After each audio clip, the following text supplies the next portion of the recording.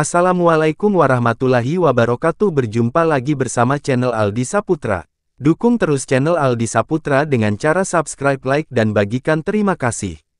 3 mukjizat Nabi Zakaria. Allah Subhanahu wa Ta'ala memberi mukjizat Nabi Zakaria berupa keturunan di usianya yang telah senja.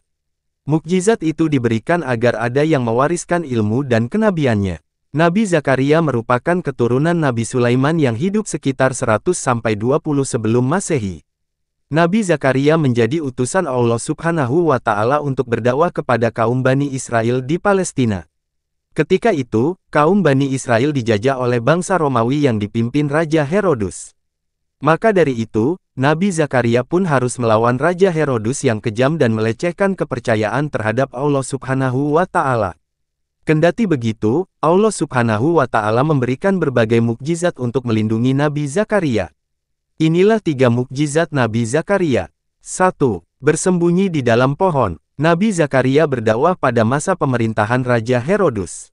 Suatu ketika, Raja Herodus ingin menikahi keponakannya sendiri. Hal ini tidak sesuai dengan ajaran Allah Subhanahu wa Ta'ala, maka Nabi Zakaria menentangnya. Tak terima, Raja Herodus pun memerintahkan prajuritnya untuk menangkap Zakaria. Nabi Zakaria pun pergi ke hutan untuk bersembunyi. Kemudian, Allah Subhanahu wa Ta'ala memberi wahyu agar Nabi Zakaria bersembunyi di dalam pohon. Atas izin Allah Subhanahu wa Ta'ala, Nabi Zakaria pun dapat masuk ke dalam pohon. Namun, hal ini rupanya diketahui oleh pasukan Raja Herodus. Mereka kemudian membelah pohon tersebut sampai tumbang. Namun, tidak ada Nabi Zakaria di dalam pohon itu. Rupanya Allah Subhanahu wa Ta'ala telah memanggil Nabi Zakaria ke langit agar lolos dari serbuan pasukan Raja Herodus.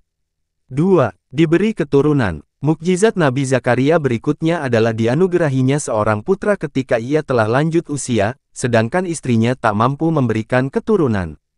Hal ini terjadi karena Allah Subhanahu wa Ta'ala mendengar doa Nabi Zakaria setiap hari. Ia berdoa kepada Allah Subhanahu wa Ta'ala agar diberi keturunan yang dapat mewariskan ilmu dan kenabiannya kelak. Doa ini tertuang dalam surat Ali Imran ayat 38 sebagai berikut. Artinya, di sanalah Zakaria berdoa kepada Tuhannya seraya berkata, "Ya Tuhanku, berilah aku dari sisi Engkau seorang anak yang baik. Sesungguhnya Engkau Maha Pendengar doa."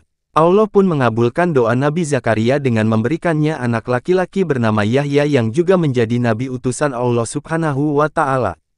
3. Pena yang berjalan di air. Suatu ketika, muncul sebuah kompetisi menaruh pena di air sungai untuk menentukan siapa yang akan merawat Maryam yang kelak menjadi ibu Nabi Isa.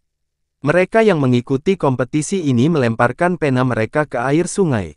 Namun, semuanya tenggelam. Hanya pena Nabi Zakaria yang tidak tenggelam. Bahkan, pena Nabi Zakaria berjalan melawan arus di air sungai tersebut. Mukjizat dari Allah Subhanahu wa Ta'ala ini membuat Nabi Zakaria pantas untuk merawat Maryam. Semoga bermanfaat dan ambil hikmahnya. Silahkan subscribe, like, dan bagikan. Terima kasih. Assalamualaikum warahmatullahi wabarakatuh.